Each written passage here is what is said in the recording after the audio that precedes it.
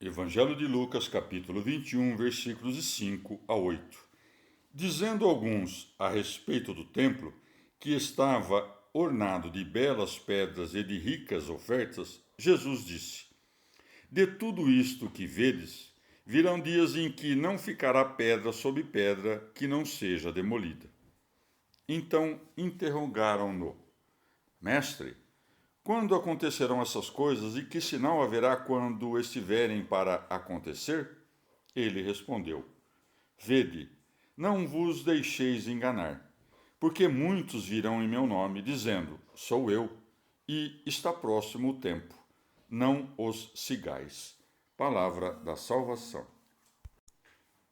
Comentário Lucas 21, de 5 a 8. São Beda. Porque nenhum cristão, admirado com a manutenção dos antigos ritos e sacrifícios, viesse a vacilar na fé, permitiu a providência divina que fosse o templo derribado.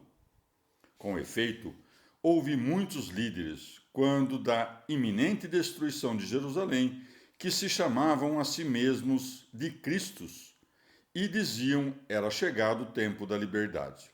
Também muitos hereges na Igreja de Jesus anunciaram a proximidade do dia do Senhor, mas o apóstolo os condena. Muitos anticristos também vieram em nome de Cristo. Destes, o primeiro foi Simão, o mago, que dizia de si: Este homem é o poder de Deus que se chama Grande. São Cirilo. Não tendo ainda os discípulos advertido a força dessas palavras, creram que nosso Senhor falava da consumação dos séculos. Por esse motivo, perguntavam quando todas essas coisas haveriam de suceder. Então interrogaram-no: Mestre, quando acontecerão essas coisas e que sinal haverá quando estiverem para acontecer? Antes que o Salvador torne do céu, está previsto que muitos hão de aparecer. Ora bem, com relação a estes, adverte-nos o Senhor, para que não sigamos. De fato, o Verbo unigênito, quando desceu ao mundo, fê-lo em segredo, para que pudesse carregar a cruz por nós. A segunda vinda, porém, não dar-se-á assim, mas será antes terrível e visível a todos. Descerá na glória do Pai, assistido pelos anjos, para julgar o mundo com justiça. Por isso conclui: não os sigais. Evangelho de Lucas, capítulo 21, versículos de 9 a 11. Quando ouvirdes falar de guerras e de tumultos, não vos assusteis. Essas coisas devem suceder primeiro, mas não será logo o fim. Depois dizia-lhes: Levantar-se-ão nação contra nação, reino contra reino. Haverá grandes terremotos por várias partes, pestes e fomes. Aparecerão coisas espantosas e extraordinárias sinais no céu. Palavra da salvação. Comentário Lucas 21, de 9 a 11. Santo Ambrósio. Ninguém poderá atestar melhor essas divinas palavras do que nós mesmos, que haveremos de testemunhar o fim do mundo. Quantas guerras e rumores de guerras já não sofremos? O caso do mundo, portanto, será precedido de algumas calamidades, como fome, peste e perseguição. Há ainda outras guerras que deve travar o cristão, a saber, contra as paixões e desejos. Com efeito, são mais temíveis os inimigos domésticos do que os estrangeiros. São Beda. Com essas advertências, admoesta-os a que procedam sem temor e a que não deixem nem Jerusalém nem a Judéia. Pode-se ainda interpretar essas guerras entre nações e reinos e também as pestes como as doutrinas pestilentas que se espalham como um câncer, a fome como fome da palavra de Deus, o tremer de toda a terra, como a separação entre a verdadeira fé e os hereges que, lutando um contra os outros, contribuem com o triunfo da Igreja. Evangelho de Lucas, capítulo 21, versículos de 12 a 19. Mas, antes de tudo isso, lançar-vos-ão as mãos e vos perseguirão, entregando-vos nas sinagogas e nas prisões, e vos levarão à presença dos reis e dos governadores por causa do meu nome. Isso vos será ocasião de dardes testemunho. Gravai, pois, nos vossos corações o não premeditar como vos haveis de defender, porque eu vos darei uma linguagem e uma sabedoria, a qual não poderão resistir nem contradizer todos os vossos inimigos. Sereis entregues por vossos pais, irmãos, parentes e amigos, e farão morrer muitos de vós, e sereis aborrecidos de todos por causa de meu nome. Mas não se perderá um cabelo da vossa cabeça. Pela vossa perseverança, salvareis as vossas almas. Palavra da salvação. Comentário Lucas 21, de 12 a 19. São Cirilo. Ou ainda, quer aqui nosso Senhor falar das perseguições que seus discípulos hão de sofrer nas mãos dos judeus. E, de fato, estes, antes da tomada de Jerusalém pelos romanos, estavam a perseguir e pôr em ferros os discípulos do Senhor, entregando-os aos príncipes dos sacerdotes. O próprio São Paulo foi enviado a Roma e levado ante César, e ainda compareceu diante de Festo e Agripa. Prossegue, isto vos será ocasião de dardes testemunho. Santo Ambrósio. Por vezes é Jesus Cristo quem fala pelos seus discípulos, por vezes Deus Pai. Outras há em que o próprio Espírito o faz. Todas essas passagens não apenas se distinguem uma das outras, mas também harmonizam-se entre si. O que diz uma das pessoas, dizem as três, porque com uma só voz fala a Trindade. São Gregório Nazianzeno. Mas consideremos o estado de coisas daquela época.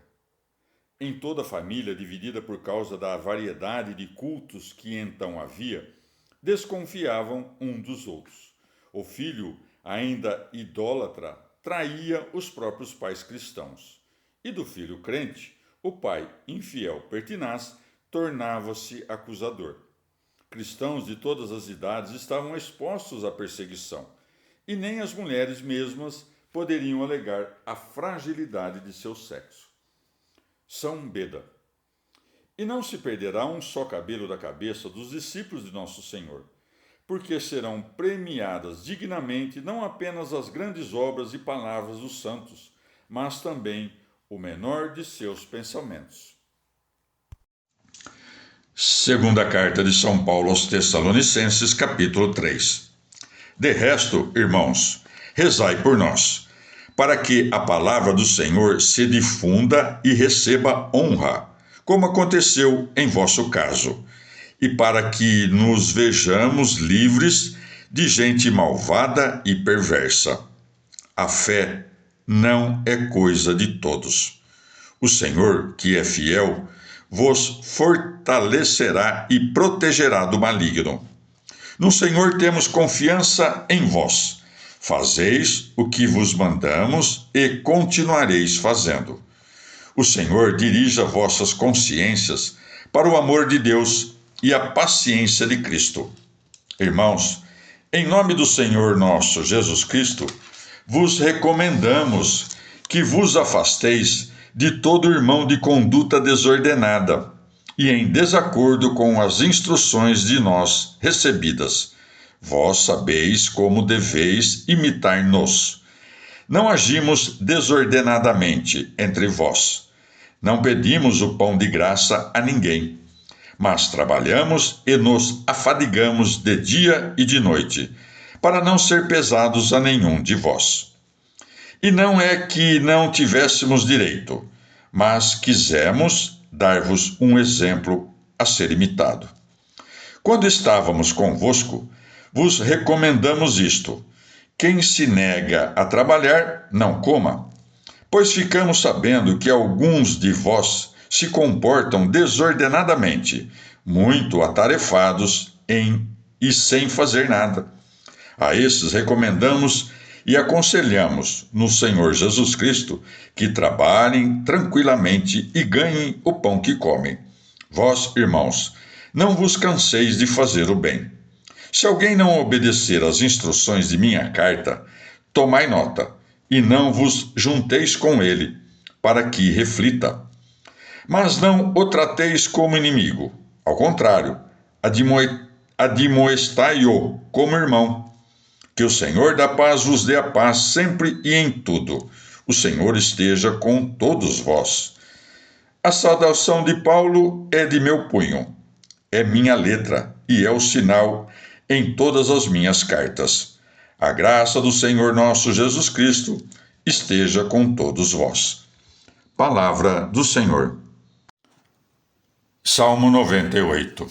Cantai ao Senhor um cântico novo, porque fez maravilhas. Sua destra lhe deu a vitória, seu santo braço. O Senhor dá a conhecer sua vitória, revela sua justiça à vista dos povos. Lembrou-se de sua lealdade e fidelidade para com a casa de Israel. Os confins da terra contemplaram a vitória do nosso Deus. Aclamai o Senhor, terra inteira. Gritai, aclamai, tocai. Tocai a cítara para o Senhor, a cítara ao som de instrumentos. Com clarins e ao som de trombetas, aclamai diante do Senhor e Rei. Retumbe o mar e tudo o que ele contém, o orbe e todos os que nele habitam. Batam palmas os rios, aclamem juntas as montanhas, diante do Senhor que está chegando para governar a terra. Governará o orbe com justiça e os povos com retidão. Palavra do Senhor. Transposição cristã do Salmo 98, por Luiz Alonso. Essa reação que espera o remédio das injustiças com a vinda de novo monarca ou chefe está profundamente arraigada nos homens. É a necessidade e o direito de esperar. Os exemplos do Antigo Testamento não são exceção nem peculiaridade, são testemunhos de desejos e esperanças simplesmente humanos. A universalidade desse afã humano facilita a transposição do Salmo. Para fazê-la, fixamo-nos nos símbolos fundamentais e vinculados, o advento e o reinado. Advento deriva de vir. Em seu primeiro sentido, oferece-nos uma metáfora espacial, de movimentos em nossa direção. Concebemos um Deus distante que se aproxima e chega. O êxodo do Egito terminou com um anúncio sóbrio: cheguei, Juízes 5,14. Repete-o o êxodo da Babilônia. Também concebemos a encarnação como uma vinda de Deus ao mundo, quando a palavra se faz homem, vem ao mundo e habita entre nós. Não menos importante é o uso temporal do verbo. O hebreu representa-se o homem num ponto do tempo e vê o futuro vindo de atrás até alcançá-lo. Nas etimologias portuguesas percebemos concepção parecida. Chamamos o futuro de porvir, esperamos o vindouro, falamos do ano que vem, aspiramos quando chegará o dia. Os hebreus tardios chamaram a era escatológica de o mundo vindouro, e um título do Messias é o que deve vir. Nosso advento faz parte da concepção temporal, mais que da espacial. A teologia e a liturgia ensinam-nos a contar 3 adventos: a vinda histórica do Salvador ao mundo, sua vinda final ou parousia, a celebração litúrgica de ambas. O Salmo 98 é salmo de advento, seu caráter é litúrgico, seu símbolo pode abarcar qualquer vinda, desde o nascimento de Cristo até a parousia. No plano litúrgico, pode-se especificar sua vinda sacramental. A transposição desse símbolo é tão fácil que se pode usar o salmo pedagogicamente para ilustrar as leituras alegórica, tropológica e analógica do Antigo Testamento. Se o Salmo fala do Senhor, nós celebramos sua vinda no Messias Senhor. O segundo símbolo do Salmo é o reino ou reinado. O Messias vem para inaugurar novo regime, para pregar e estabelecer o reinado de Deus na história. Ensina-nos a pedir que venha teu reinado. Descreve-nos com muitas imagens o caráter e desenvolvimento do novo regime. O tema é tão central no Novo Testamento, sobretudo nos Evangelhos, que parece desatino querer resumi-lo aqui. Ainda que não seja demais recordar que um de seus conteúdos centrais é a justiça. Lido em chave cristã, o Salmo canta uma ação central de Deus na história, sua vitória sobre o pecado e a morte e a ressurreição de seu Filho. Esse é o dia em que agiu o Senhor. Foi um milagre patente. Salmo 118, 23. A ação maravilhosa, realizada à vista de todos, ação que inaugura a nova era definitiva da humanidade, que é o reinado de Deus. Pode-se falar de um canto novo.